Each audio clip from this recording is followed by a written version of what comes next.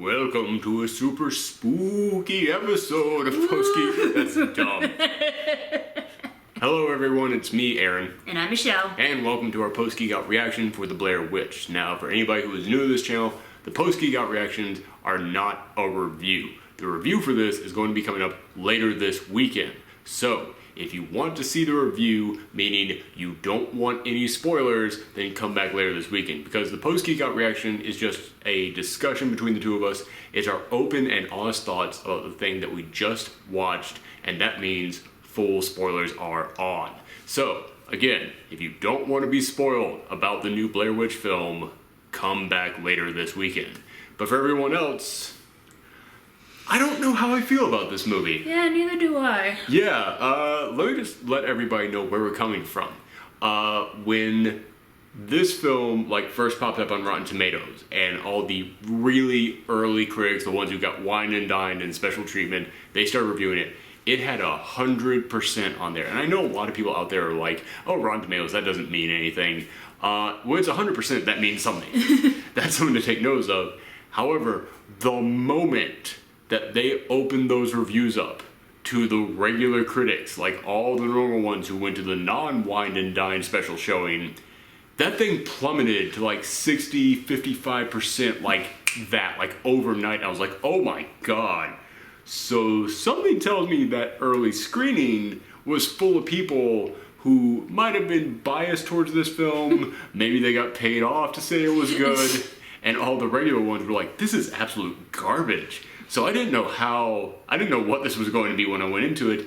And when I saw the first Blair Witch film, that's a film that divided a lot of people, because half the people who saw it were like, this is groundbreaking, this is truly a terrifying film, this is something that's going to chill me forever. And the other half of audiences were like, this is boring, this is dumb, this is just nothing happening at all, it's not scary in the least. And honestly, I could see both sides of the argument on that. With this one, again, I can see both sides of the argument, because half this film is kind of like, oh jeez, why are you doing this? I'm not a fan of this right now, this is kind of dumb. But then, when stuff actually starts happening in here, stuff happens. Yeah. It's good. By the way, before we go any further, I just want to say, we are recording this literally right after we got home from seeing a midnight screening of it. It's 1 a.m. in the morning, so I'm trying to keep my voice a little bit down because I do not want to wake up our neighbors, because that is a true nightmare right there. But okay, as I said, with the first Blair Witch film, I have always had a fear of the woods, because I kind of grew up in the woods. My parents were divorced, and my mom lived in the suburbs, and we had 50-50 custody, so I spent half my time there and half my time with my dad. And I remember seeing the Blair Witch when I was a kid over at my mom's on VHS tape, and I was like, I guess it's kind of scary. I guess I see why people think it's so spooky. Alright, whatever. Then that weekend, I went over to my dad's place. My dad lives way out in the woods. Literally, you have to drive for about 2 miles after the last gas station before you get to the turn to go onto the dirt road that you then have to drive down another mile of before you get to his place. And after that gas station, there's nothing. It's just bare road, 2 miles, stop, turn, go another mile down a dirt road, just all forest all around you. So I grew up surrounded by the woods. And that weekend when I went over to my dad's place, I was terrified. All the thoughts of that film came racing back to me. And I was like, yeah, that thing was actually horrifying to me. And as I was watching this, I was like, this is not nearly as scary as the first one. Not at all. Until the sun started to go down. And then all those old fears of mine just started to come back up. I was like, oh yeah, that's right. The woods are terrifying in the middle of the night. I forgot this. But what about you? You actually never saw the original Blair Witch film. No, I haven't. Were you at all lost seeing this one? They did a little bit of a recap of the story. There's not a lot that you really need to know. Yeah. It's 3 college kids making a documentary film. They go down to the woods and looking for this Blair Witch, and that's it. Then shit goes down. Yeah. And Blair Witch fucks them up. And I will say, a lot of the things that happen in here, they are the same beats as the first one. Like, you've got the little twig figures in the trees. You've got the little stone structures. You've got, what is it? You got them walking around in a circle. You have them, like, waking up, and it's later in the day than they thought it was. Hearing things outside of their tents at night. But this is one big compliment I gotta give this film. A lot of people criticize the first Blair Witch, saying, well, nothing really happens because they are in those woods for days. Just walking around. In this one, they go in there, walk into the woods, set up their camp, wake up, go, yeah, we should oh wait, we're doing full spoilers. I was about to say, it's like, I can't say that, that's kind of a spoiler. It's like this is the post-Geekout reaction. The whole point of this is that it's full spoilers. You literally tell us that there are spoilers in the beginning of all these videos. It's been a while since we did one of these. Yeah, I guess it has been. But, okay, so they go into the woods, they wake up the next morning, the little stick figure guys are there, and they're like, that's it, out of here, we're getting out. And then they walk around in the circle, and then they're like, okay, guess we gotta camp here again tonight. And then after that, it's all madness. Like, the sun never rises, time and space start getting twisted up, they're surrounded by, like, things in the woods. It's like, this thing knows that audiences are coming here for something. Like, this thing knows you can't do what the first Blair Witch film did and what every freaking Paranormal Activity film has done, which is like, now we're gonna do the slow burn, which just takes a while. It's like, no, everybody saw that first Blair Witch film. They know what this is. I didn't, but so, I get the idea. I pretty much know what it is about. Exactly. I kind of have to, like, disagree with you on that. Really? Well, yeah, you see, like, as soon as they see the stick figures, like, oh no, we gotta leave, but it's like, just like that. Like... Actually, that's something that I have to applaud this film for. And that is, like, the biggest compliment I can give this movie is that, like I said, when I saw this thing, like, drop on Rotten Tomatoes, I was like, okay, it's going to be a shit film. But here's the thing. I love talking smack about crappy horror films because I love coming here and going, oh, this is some dumb shit. Oh, these dumb people. Oh, the dumb things they do here. Why on earth would they do this? And I was thinking about, like, after we saw the film, it's like, well, why on earth would they? And, like, I stopped and realized this is the first found footage horror film that I can think of in which I never once, aside from, like, Cloverfield. Cloverfield's the only other one that I can think of in which I can't point at anything and go, I don't know why they would do this. And that to me is the best example of it. I guess, but, like, there were a few moments in there when I kind of felt like that. Like, at the very end, like... There's one thing. There's one thing. Okay, we'll get to that. Yeah, we'll try and do this in chronological order as best as we can. But it's like, that was the first thing that made me kind of, like, go, oh, these people are actually kind of competent, because when they wake up and they see the stick figures around, they go, that's it. We saw this in her tape. We know bad stuff goes on from here. Let's get out. We're out of here. And, like, the reason why they go into the woods in the first place is because one of the characters is the younger brother of... Younger sister? No, younger brother of the girl who... Oh, that's right. I always got confused. Like, I thought he was her older brother. No. But then I realized, oh, that tape is old. So it's like... Yeah, he was 4 years old when he got lost. But it's like... They go back into the woods because 20 years later, someone found more found footage in there of someone else trapped in that same house. And they're like, this kind of looks like your sister. Like, there's one frame in there and it kind of looks like your sister. Although I will say, like, when he rewound the tape to find that one frame that looked like his sister, like, it had no pupils in its eyes. It was, like, screaming out. I was like, that's some Evil Dead shit. Like, that's not... I don't know if I could point at that and recognize it as his sister. But, like, so he decides, okay, there's some evidence now that she might still be alive in the woods. I gotta go there. And it's like, so first off, okay, I understand why he's doing this. And secondly, they come prepared for this. That's the thing I gotta give him applause for in this, is that one of my biggest problems with what is happening to found footage recently is that when found footage began, it was one camera, and they would hold on that one camera the whole time, and that to me is what made found footage special. Really long cuts with each shot in a found footage thing that gets you immersed in it. That makes you think, okay, I'm there. Like every time that it cuts to a different camera, you kind of realize, okay, this is a movie and someone's editing it together. But when found footage began, it was one camera. And so, yeah, it made you feel like you were there because you're not cutting away. But also, to me, the fun of found footage is feeling like you found footage. Like that first Blair Witch film, it all feels like just the footage on that one camera. Cloverfield, which I think is an amazing found footage film, it's just the one footage from that one camera. To me, that makes it feel like you literally just found this tape, like laying in the woods somewhere, put it in, and now you're watching something crazy happen.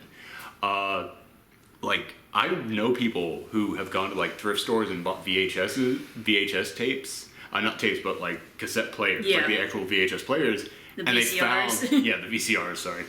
And they found like old tapes that were jammed in there, and they got them working, and they started watching like these people's just like home movies, and they were like, this is creepy shit. Like just watching someone else's camera footage is a terrifying experience because you're like, what happened to get it like to make them like leave it disappear? Like, did these people die? Like, what's going to happen in this?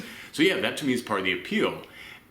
But over the past couple of years, people making found footage films, they've kind of gone, well, we need to step up the production budget on this. We can't just have it be one camera. So it's like, we're going to now have multiple cameras everywhere. And we're going to be cutting back and forth between them. It's like, when you cut between these cameras, it makes me realize someone edited this and it no longer feels like found footage. It feels like a movie.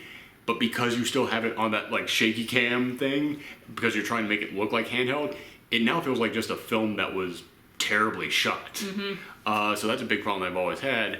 And in this one, they open up by going, here's this camera. We have these earpiece cameras that you stick in your ear so it's constantly recording so you don't have to use your hands. And they have a camera on a drone. But the thing is, these guys were going into the woods basically to search for his sister, kind of on a rescue mission. And like they go, these headset cameras that we stick in your ear, they have a GPS in there, so if you get lost, we can find you in the woods. This drone will allow us to be able to find our way back. And I was like, that's really smart. I gotta give it to you. I hate when in found footage films they have many, many, many different cameras and they keep cutting back and forth between all of them, but that's really smart. You're prepared, you know what you're doing. And I've always said that in a horror film, the best way to kind of freak me out is to make me like the characters that we're following and to make them competent. Because if they're competent, I'm not looking at them like they're idiots. I'm looking at them like that's probably what I would do. And if they're doing what I think I would do and they get screwed, I'm screwed. I'm in their shoes at that point. The cast here is basically the characters are like the least douchiest characters I've seen in horror films lately. They really are. Like, I hate when you make unlikable characters in a horror film because people think that when you do that, the audience won't feel bad when they get in trouble. And it's like, that's the entire freaking point of a horror film, is for you to feel horror when these characters get in trouble. And I was like, okay, so you've got the guy who is the younger brother of the girl who got lost, and he's like studying to be a doctor, or like he's like an ambulance driver or something. And I was like, yeah, so he knows like medicine, and like when someone in their team like actually gets injured, he's able to like help her with that and like start taking care of it. And I was like, this guy's competent and he has skills that are useful in this situation. That's great. Like, I am not looking at these people like they're idiots. And like then there's the girl who he's, I guess, dating. They never actually say. Well, she's they've got a thing for each other. Yeah, it's like, but like she was there to like do the documentation. Like she's a documentary filmmaker. But this was like her thesis project in which she was making a documentary about them going out searching for his sister. So it was like, okay, that makes sense why she would be there. And then the other two people is the guy's childhood friend who they've known all their life. And his girlfriend. Yeah. And they're basically like, they're just two average people. However, they act like average people. They do not act like total idiots, like total douchebags. Like, they kind of laugh at these other two characters because when they arrive in the woods, they meet up with the guy who found that footage of what they think is his sister and his girlfriend. And basically, they're like Jean-Ralphio from Parks and Rec. And the other one looks incredibly like Commander Holly. Like, if anybody follows her channel, the other one looks so like Commander Holly. Like, I actually leaned over to her and went, do you think that looks like Commander Holly? And she goes, oh my god, I thought so too. But they are like two weird off the grid hippies, so they're like the only two like kind of non-likable people. Yeah, but like even like later on you start to feel sorry for them because like they end up getting lost as well. Yeah. But yeah, you look at them, like they're the only two ones who I'd really say are like unlikable at the beginning, but like everybody else in the party is like, yeah, these two are like total fucking douchebags, but they actually do have a reason why they need to go there, and they actually know the history of all this. So it's like, okay, I can understand why they're there, but it gets to that point where after their first night in the woods, they see all those like little twig figures being hung up, and the thing that made me realize these guys are not regular horror movie characters. The thing that made me realize that is that the moment that they see those twig figures, they go, okay, that's it. Something's happening. We saw this in their tape. We're getting out of the woods now. And even the guy who went in there looking for his sister, I was like, he's going to fight this. He's going to be like, no, I have to find my sister. He goes, this is evidence. We have it on tape. And if we take this to the cops, they can reopen the case. This is all we needed. And he was ready to get out there too. I was like, this is perfect. These guys are so smart. It's like, I get that too, but it's like, the girl who was doing the documentation is like, she sort of pieced together like some like suspicious hints that this was a setup. Yeah. And I probably would have done the same thing too. It's like, this is a little too obvious. So. Well, again, that's not like a negative on her. Like, no, again, no, that it's like she's smart. Exactly, and it turns out like the hippie couple did it, and you know when I first encountered them. For anybody who doesn't know what she means by that. She finds like some twine sticking out of the back of one of their bags, and he goes, this is the same kind of twine that was used to tie up those twig figures. Yeah, and she also, and like they were holding a camera that was the same type of footage that they found. Like it was a DV tape. Yeah. It didn't use a card, which DV tape cameras are old at this point. So she was like, yeah, it's weird that you would have that kind of camera. That's the same type of footage that we found that was in the footage that you sent us. So like, yeah, she was smart. She was piecing this together. But as you're saying, yeah, it's like when I first when we first like met the hippies, the hippies, I thought they were gonna be like conspiracy theorists. One of their names is Darknet. So I was like, speaking of that, there's a helicopter at 1 a.m. in the morning that just appeared outside of our window. Yeah, but it's I don't know if you can hear it, but that's.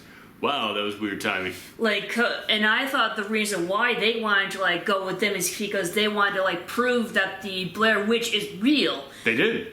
But then they set up the fake twig figures, and I thought, oh, they're just doing this to get more views on their YouTube channel. No, he said when they asked him why did he do that, he said, I did it because there is something out there and I needed some kind of like evidence to get you to keep investigating.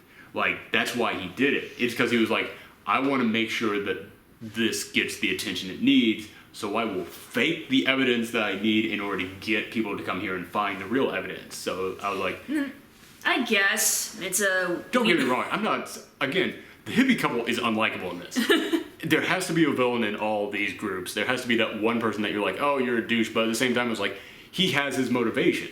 It's not like he was just being a jerk to be a jerk. He was like, he has his motivation. He's trying to prove the Blair Witch exists, and he's trying to get attention on the Blair Witch. So if he has to fake the evidence to get that attention, I'm not saying he's right. I'm just saying he has motivation there. Yeah, I guess so. Yeah. But as I was saying, as we follow this group, and they're just out there walking around in the woods, it was like, all right, this is kind of meh. Like, this is the meh moments from the first one. And I mentioned earlier that a problem that I have with found footage today is that they keep... That helicopter is getting closer, by the way. I don't even know if you can hear it. You have to be able to hear that at this point. Hold on. That's fucking weird that there's a helicopter outside our window at 1 o'clock in the morning.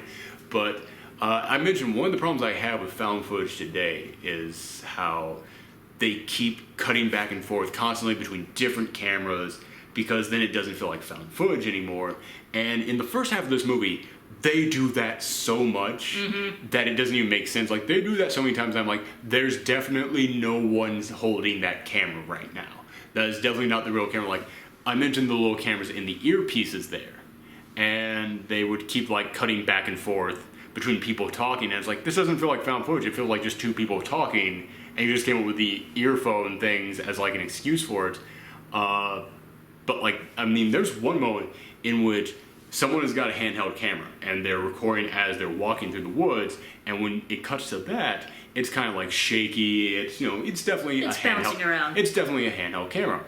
But then when it cuts to the other guy with the headphone on, it is a clear, solid shot moving along a dolly track. Yeah, and no hair in the way or anything. And then when it cuts back to like her holding the camera and you see the guy with the earpiece, he's like shaking his head like, nah, man, no, we're not doing that. And like, but then when it cuts to his point of view, it's just like that dude is clearly not shaking his head at all. Or the one that really got me is that the girlfriend, I'm just going to call him, what was her name? I know the guy was Peter because they were yelling his name a lot. But Peter's girlfriend, she gets a cut on her foot early in the film. And we see, you know, the medic guy coming in and fix it up. And I was like, okay, good. See, you have skills for this. That makes me like you. His name's James. Thank you. I only remember Peter because that's my dad's name. So I was like, okay, that's easy for me to remember. Ashley was his girlfriend's name. Okay, so you see Ashley is in bed and she's sick. She's got a fever. And you see him walk in and he's like looking at the wound on her foot, and he's still got the earpiece in recording it, but then it will cut from her to her point of view, and I'm like, she was in bed trying to sleep because she has a fever. Why would she have the earpiece in? And also when you see her hair, it's a total like frizz, like her hair is all over the place.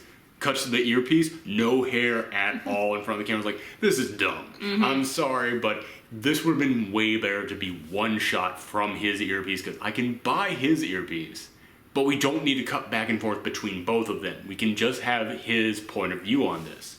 And also, later in the film, they drop like the multiple ones, because later in the film, when shit starts to go down, they're running, it becomes an old school found footage film, which is like, it's just one shot the whole time from one angle, because the group, like, they split up, each of them have one camera, so they can't cut them back and forth. I'm like, okay, that's when this is getting good. This is like some of the cameras start to break and everything. But at that point, the cameras start getting shaky because they are running all over the place. It gets shakier than I've ever seen in found footage film. And I'm like, these are advanced cameras. They would not be screwing up this bad. Like, there are moments in which they're just glitching like upside down. So I'm like, it wouldn't be doing this. These cameras are way more high tech than anything I could imagine. Unless the Blair Witch did something to them. There's moments in which I was like, I can buy that. Like, there's moments in which they get close to the house and you start seeing it glitch. I'm like, okay, that I buy. But like, just when they're like in there, like just talking back and forth and I'm like, no, man, that's. But also, horror films have gotten to a point, especially found footage films, that when they were starting, found footage films, you never really saw anything. And I got that. I got it because that added to the suspense, that added to the mystery of what was happening, because the point of found footage films is kind of that mystery of what happened to make this footage found. So I understand that. But found footage films have been popular for like 20 years now at this point. I mean, Blair Witch film came out like mid-90s, so it's been a while. And they've now gotten to that point in which, like, no, dude, you have to show us stuff. You have to show us things. And I'm not saying, like, they need to show us, like, the Blair Witch. Like, you get glimpses of the Blair Witch in here, and I also thought they were all excellent. Yeah, don't show us everything. Just show us enough, basically. Yeah, exactly. It's like, when they are running through the woods, suddenly something just fell, and we have no idea what it was because they've run so fast. I was like, no, we could have seen that. Yeah. That I needed to see that to understand why they're so afraid at this moment. Or there's a moment... Ashley, like I said, she got a cut on her foot, and we see there's something alive in there. Something is squirming around inside of there. There comes a moment in which she is looking at with her like earpiece camera on, and she's trying to pluck it out, and she pulls something out. You know what? I have no idea what that was. I don't know what it was, but it looked like that little insect thingy from the Matrix that they put inside Neo's belly button. I guess, yeah. That's what it looked like to me. But At first, you see someone like squirming out, and I was like, it looks like a root growing. I'm like, that's pretty cool because the Blair Witch, she's got all those like little wood figures. Maybe she does something with trees. I mean, like maybe she's some kind of like a druid witch and she's messing with plants. But then she pulls like the actual thing out and it looked like a centipede real quick. Something like that. Like she quickly flings it away. I'm like, no, I need to know what the hell this was. Like I was hoping it would look more like a leech because when they crossed the river, that's where she caught her foot cut in the first place. They mentioned leeches. Well, to me, if it had been a leech, then it would be like a natural explanation for it. Yeah, I guess rather than like a phenomenon, like a supernatural thing. Yeah, I guess. But that's my point. Is like when you set up certain things in here. And then you still do that old school found footage thing where it's like, well, we can't let you see what it was. It's like, well, then I don't get a resolution to that storyline. You set something up, you give us the arc, I need to know what happens at the end of that one. If you want to leave some mystery in there, that's fine, but for small things like that, it's like, it just becomes annoying. Like, that's kind of like my issue with this movie. It's like, basically, like, first act was the setup, the second act, like, things got all screwy. But then when they reached the house, things actually got scary. The house, that's... Okay, we gotta get to that. Yeah. The house is the MVP of this film. Yes. Because I was really like, alright, there's some creepy stuff. Like, there was only really like... In the entire first, like, 2 acts, there's only, like, 2 scares in this entire thing. And they were good scares, but they're in the trailer. It's the moment when... things really do start to go down, and one of the things that I love that they did that I thought was super creepy, in fact it reminds me of one of my favorite found footage films, Grave Encounters, where after they realized that the 2 hippies, John Raphael and Commander Holly, we're just gonna call them that from now on. When they realized, hey, they planted these tree people, these little twig figures around us, they tell them, get the fuck out of here, you're out, I don't care if we need you guys through there. You are getting out here. Just walk in that direction as far as you can, and eventually you'll hit the road. I don't care if we need you to get back to the car. We're going to find our way back anyway. He's like, yeah, I understand why you would kick those guys out at that point. They seem deranged and dangerous at that point. But then the next night, like literally the night after they kicked them out, they come wandering back to their campsite, and they go, when was the last time you saw us? And it was like, this morning. And they go, it's been 5 days for us. And I was like, this is actually cool. That all of like time and space, like they're basically trapped in hell.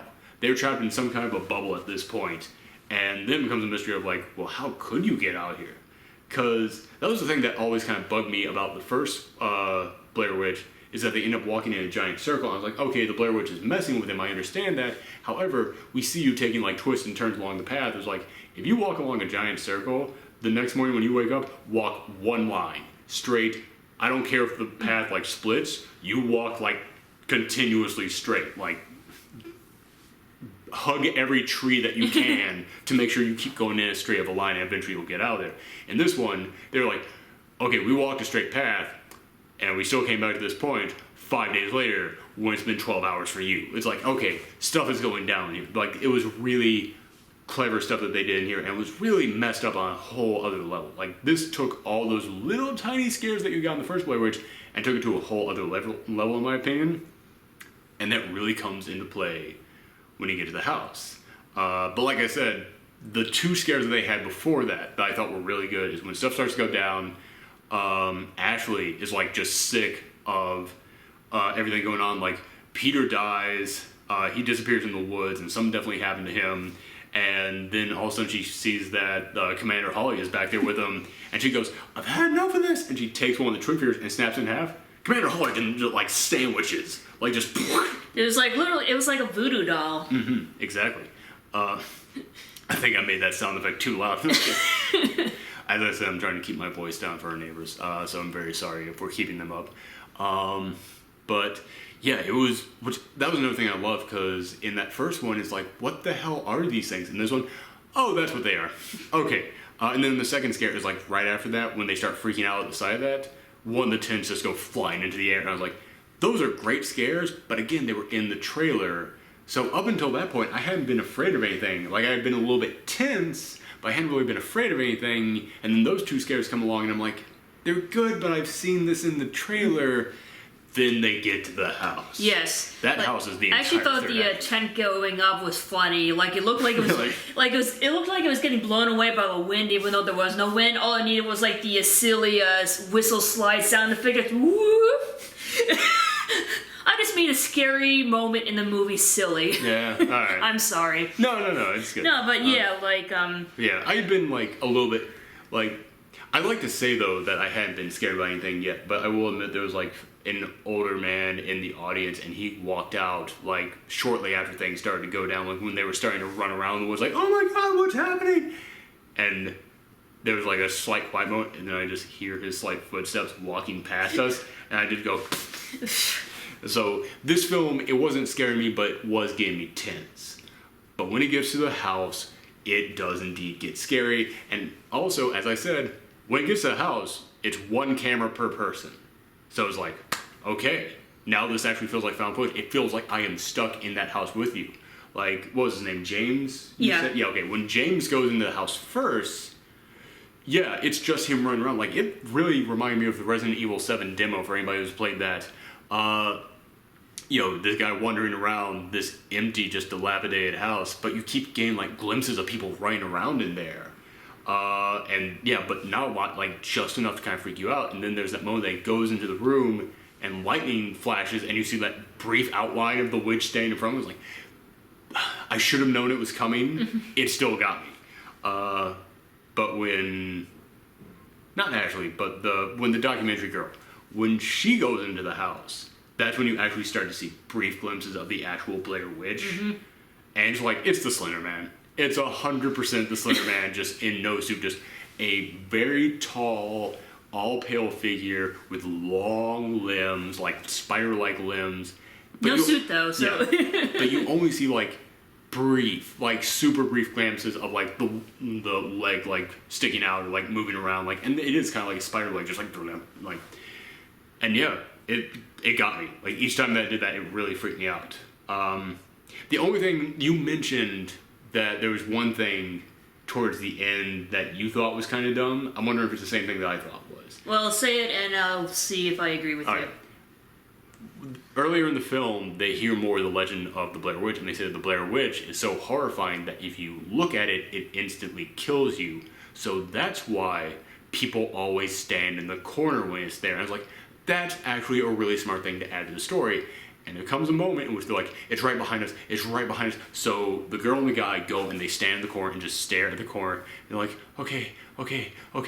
And then the guy thinks he hears his sister and he starts talking to himself. He's like, is that you? And like, everybody in the audience knows he thinks he's talking to his sister. And he turns around and he instantly dies. Mm-hmm. So then it's just the girl standing there. And she does something that I thought was like brilliant. She's got the earpiece camera in, so we see that, but she still has the old tape camera that she stole from the hippie. Not stole, but like he threw that after her when he comes in crazy like a monster there at the end. Yeah, towards the end of the film, he is like got a full beard. He's now working for the witch saying, you have to do as she tells you. And I was like, okay, gee, this guy is out of his mind. He probably got stuck in that time loop. He's probably been in that house for years. Yeah, so that's probably what happened to him. Yeah, but so she's got her earpiece camera and his old VHS tape, or not VHS, but the old tape recorder. And she then turns the tape recorder on, flips the screen around. You can't look at the witch directly or it kills you. So she's now using it kind of like in the old story Medusa, where he's looking at the reflection of the shield. Yeah, I thought that was really clever. That was actually really clever. And she's backing up, and she's slowly making her way out of the house.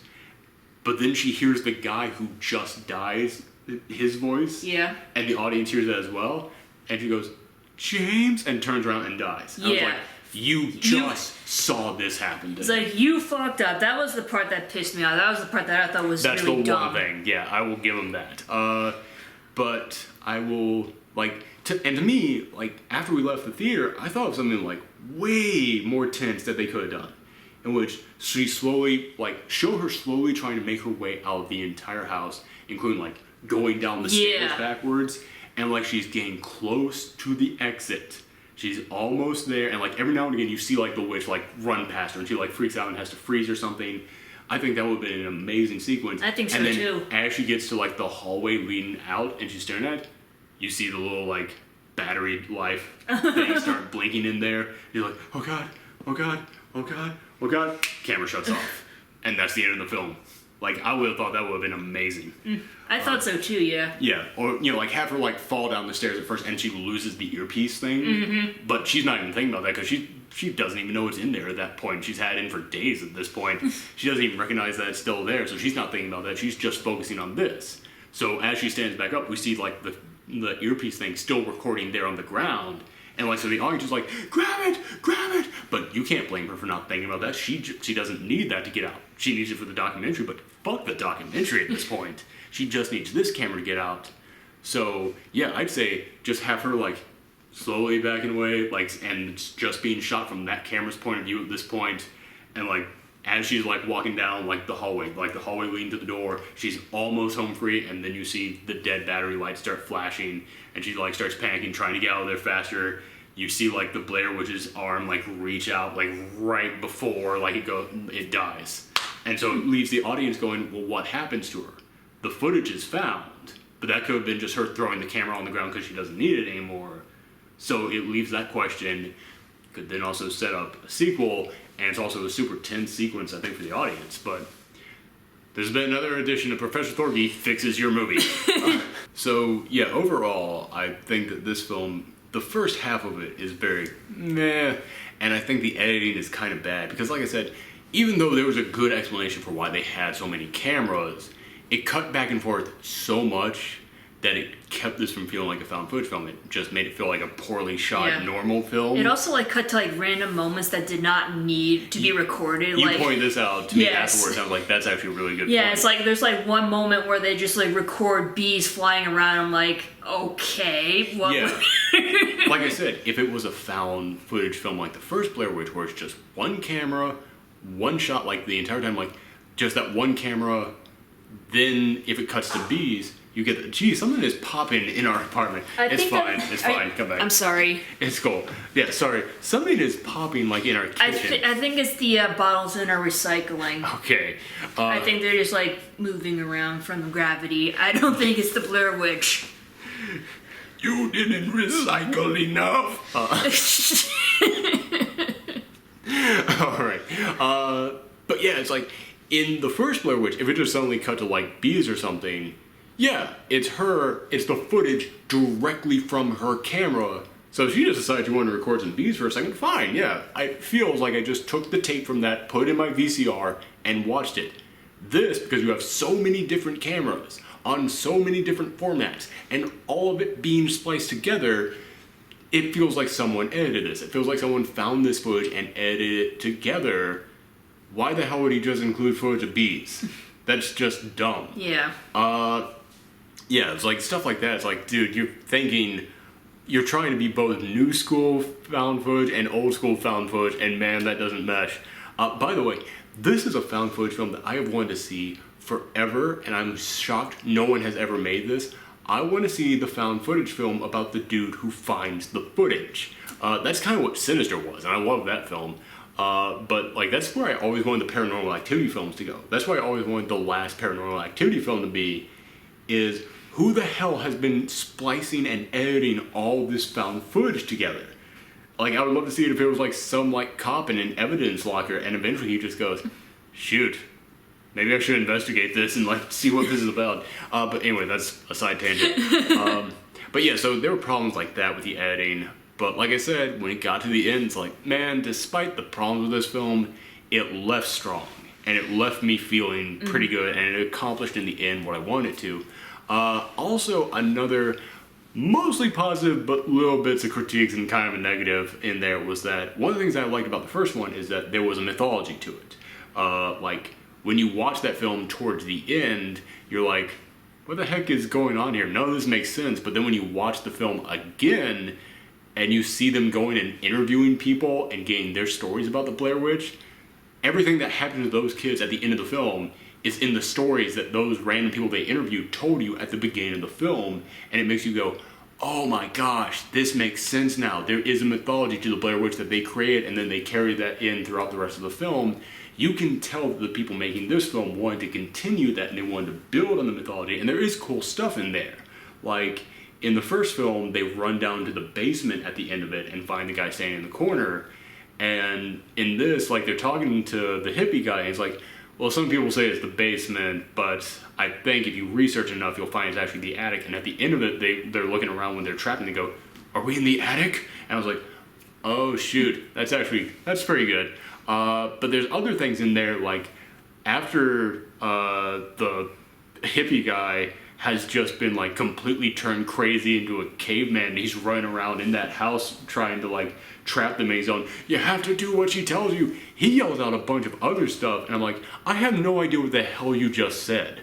However, I feel like if I did know what you just said, it would add to this mythology even more, and it would actually kind of be cool. So it's one of those things in which, like, I applaud it for adding on to the mythology. They want to build up a big story around the Blair Witch, but at the same time, I don't think they did it the best way, because there are so many times in here in which the camera glitches, and you catch an image in there real quick. Like, there was a moment in which it glitched, and I saw someone's face in there for, like, a frame.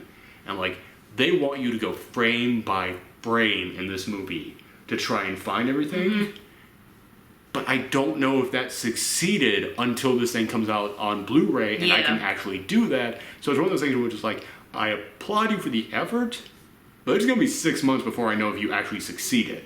So, like, my problem is that all the crazy shit that goes down before they go to the house does not seem to connect with the Blair Witch mythology. That's the thing. Yeah, that sums up what I'm trying to say here, is that I know that they're trying to establish something and tie it all together. But I feel like I need to watch this a few times before I can, because it's like I said, when you watch the first Blair Witch, and he's just standing there in the corner at the end, it's like, what the hell does this have to do with anything? But when you watch the film again, you completely forgot about the guy being interviewed in the beginning, and he goes, oh yeah, and they say that they used to make kids stand in the corner, and I was like, oh, okay. No, like, not really even that. Like when the girl, like, when Peter's girlfriend got her foot cut, and then suddenly there's, like, a weird parasite in it. Yeah. And then, like... Okay, fair enough. Yeah, and... Which, by the way, I don't know if that would be considered scary, but it did, like, give me shivers. Okay, I'm glad you brought that up, because that is another complaint that I almost forgot about this film. That one, okay, I understand. It's like, it's cringeworthy. Cringeworthy, and I'll give you that. But I wouldn't... Is that really scary? Yeah, that's what I figured. That's what I'm trying to figure out. Yeah, like, that's really the only thing like that, though. However, up until they get to the house, because when they get to the house, it's legit scares. But up until then, most of the scares are just jump scares, and they're crap jump scares. They're the things in which it's like someone just goes, ah! And like, that's it. Like there's a moment in which you see Commander Holly just standing there like totally in shock, and they go up to tap her on the shoulder, and when they tap her on the shoulder, she shrieks and turns real quickly. Not at anything, it's just at them tapping that. But her just shrieking that loud, like the noise on her shriek was turned so up on that moment that's like they wanted you to jump just at her shrieking at nothing. And there's stuff like that all throughout the first half of this. And it's like, I cannot tell you how frustrated I get when they just have random shit popping up meant solely to... No, like literally the documentary girl literally said, how many times are you gonna do this during the jump, after she got jump scared again? And it's joke. Like, that was funny. It's like, that was a good joke. But yeah, it's like there's stuff like that all throughout the first half of the film in which it's not actual tension being raised, it's not actual scares, it's just meant to startle you. When it gets to the house again, that's actual scares. Like, how did you feel about, like, all the noises that were going on in the dark? That's part of the original one, but that was actually the next thing I wanted to talk about, and I'm glad you brought that up. Okay. In the first one, I loved the noises that were in the woods. But part of the reason why I loved the noises that were in the woods is because they were actual noises in the woods.